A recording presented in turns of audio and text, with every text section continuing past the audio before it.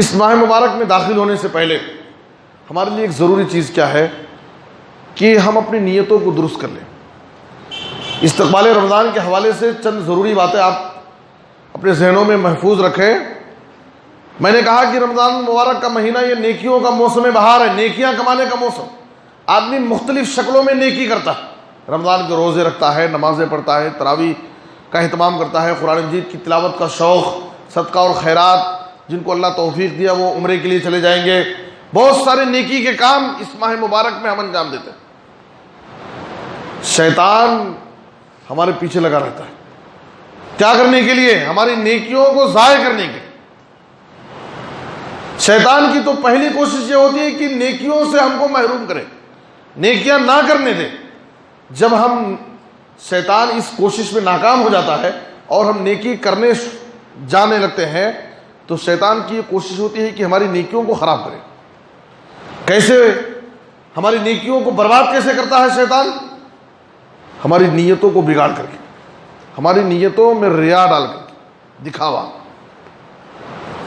ہم ماہ رمضان میں داخل ہونے سے پہلے اپنی نیتوں کو خالص کر لیں، اپنی نیتوں کو درست کر لیں، اور ہر لمحہ ہر عمل کے وقت ہم اپنی نیت پر نگاہ رکھیں کہ ہمارے کسی بھی عمل میں، روزہ رکھتے ہوئے، نمازیں پڑھتے ہوئے، تراویح پڑھتے ہوئے، صدقہ اور خیرات کرتے ہوئے، قرآن مجید کی تلاوت کرتے ہوئے، میں جو بھی عمل کروں گا خالص اللہ کے لیے، اللہ کو راضی کروں۔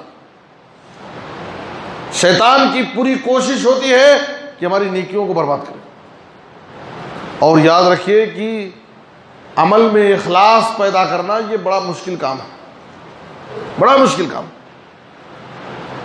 سلف کہتے تھے کہ نفس انسانی پر، انسان کی طبیعت پر سب سے ثقیل، سب سے بھاری اور مشکل چیز یہ ہے اخلاص پیدا کرنا۔ ہر آدمی طبعی اور فطری طور پر چاہتا ہے کہ جب وہ کوئی کام کرے تو لوگ اس کو دیکھیں، اس کی تعریف کریں، اس کے تذکرے ہوں، اس کے کارناموں کو بیان کیا جائے، تب جا کر کے اس کو سکون ہوتا ہے۔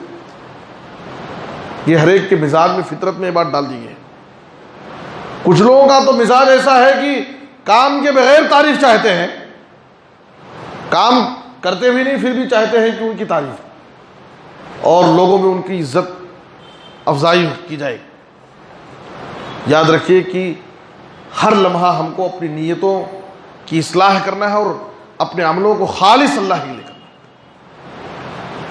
اور اخلاص کے تعلق سے آپ بہت ساری باتیں جانتے ہیں۔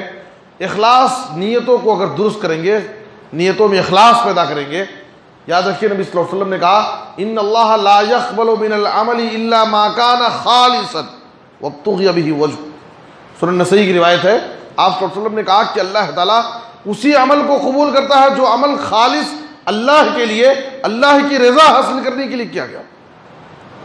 جس عمل میں اخلاص نہیں، نیت میں بگاڑ ہے، وہ عمل اللہ کے پاس قابل قبول نہیں ہوگا۔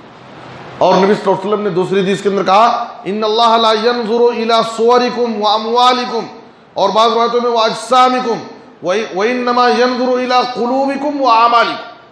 اللہ تعالیٰ عمل کرنے والے کی شکل و صورت کو، اس کے مال کو، اس کے جسم کو نہیں دیکھتا، بلکہ اللہ تعالیٰ تمہارے دل کے کیفیت، تمہارے دل کے جذبے کو اور تمہارے عمل کو دیکھتا ہے۔ عمل نبی صلی اللہ علیہ وسلم کی سنت کے مطابق ہونا چاہیے، اور وہ عمل جو نبی کی سنت کے مطابق ہے وہ خالص اللہ کے لیے ہونی چاہیے۔ دونوں چیزیں ضروری ہیں، عمل نبی کی سنت کے مطابق ہو اور وہ عمل خالص اللہ کے لیے کیا جائے تو عمل اللہ رب العالمین کے پاس قابل قبول ہوگا۔ اخلاص کے تعلق سے ایک بات یاد رکھیں کہ اگر ہماری نیتیں خالص رہیں گی، جذبہ ہمارا نیک ہے، ارادہ خالص اللہ کے لیے، ماہ رمضان آنے سے پہلے اپنی نیتوں کو اگر درست کر لیں، نیت درست ہونے کی وجہ سے، اخلاص ہونے کی وجہ سے بسا اوقات اگر وہ عمل ہم نہیں کر سکے تو بھی اللہ تعالیٰ ہم کو ثواب دے دے گا۔ دیکھیے یہ اخلاص کی برکت ہے، نیت درست ہونے کا فائدہ یہ۔ غزوہ تبوک سے نبی صلی اللہ علیہ وسلم واپس آ رہے ہیں، مدینہ کے قریب پہنچے ہیں۔ آپ صلی اللہ علیہ وسلم نے کہا ان بالمدینۃ اقواما ما سرتم مسیرا ولا قطعتم وادیا الا كانوا معكم اور مسلم کی روایت میں ہے الا شرکوکم فی الاجر قالوا یا رسول اللہ وہم بالمدینہ قال وہم بالمدینہ حبسہم العذر، اور دوسری روایت میں ہے حبسہم المرض۔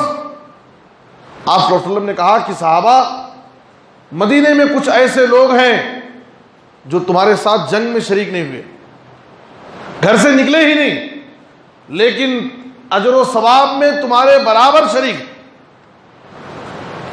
صحابہ تعجب میں پڑ گئے، اے اللہ کے رسول وہ لوگ مدینے میں رہ کر کے ہمارے برابر اجر میں شریک ہے، وہ کیسے؟ آپ صلی اللہ علیہ وسلم نے کہا کہ جسم کے اعتبار سے تو وہ گھر میں ہے، مدینے میں ہے، لیکن اپنے دل کے جذبے کے ساتھ تمہارے ساتھ۔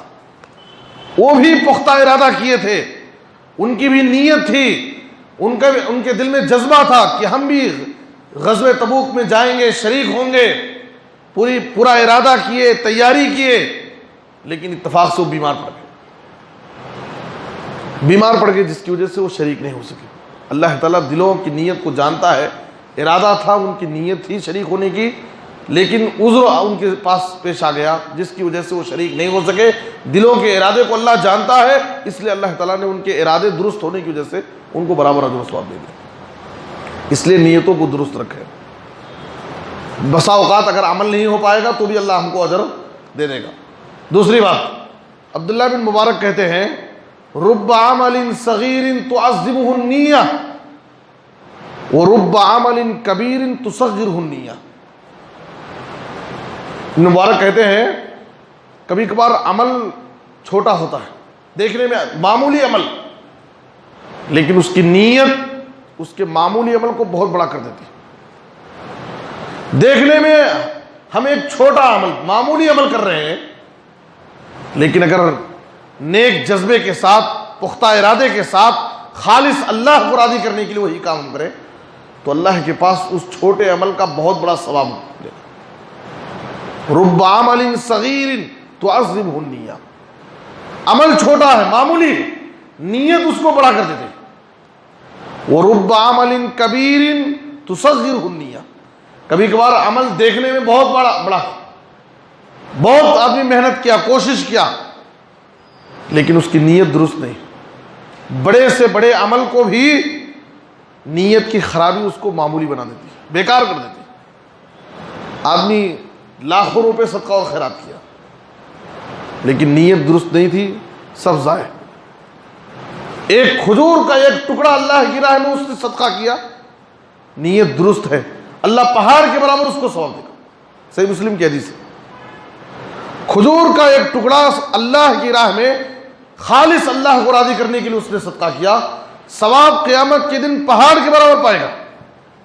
ثواب دیکھ کر کے انسان خود گھبرائے گا اور کہے گا کہ اللہ میری زندگی میں اتنی بڑی نیکی میں نہیں کیا تھا۔ اللہ کہے گا کہ عمل تیرا بہت چھوٹا تھا، معمولی نیکی تھی، لیکن نیت تیری اچھی، خالص اللہ کے لیے کیا تھا۔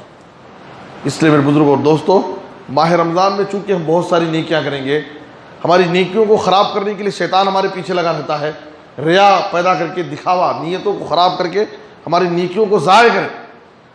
یاد رکھیے، اگر نیتوں میں خرابی آ گئی، اللہ قیامت کے دن کیا کہے گا؟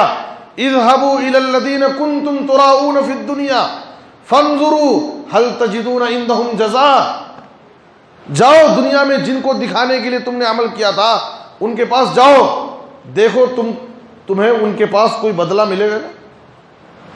دنیا میں جن کو خوش کرنے کے لیے عمل کیے تھے ان کے پاس جاؤ، پوچھو ان سے تم کو کوئی بدلہ دیں گے؟ ہو ظاہر ہے کہ کوئی بدلہ نہیں ملے۔ وقت قیل، دنیا میں تعریف کر دی گئی، اب آخرت میں تمہارے لیے کوئی بدلہ نہیں ہے۔ تو نیتوں کو خالص کر لیں۔ ایک دو بات اور بیان کرنا ہے مختصر طور پر۔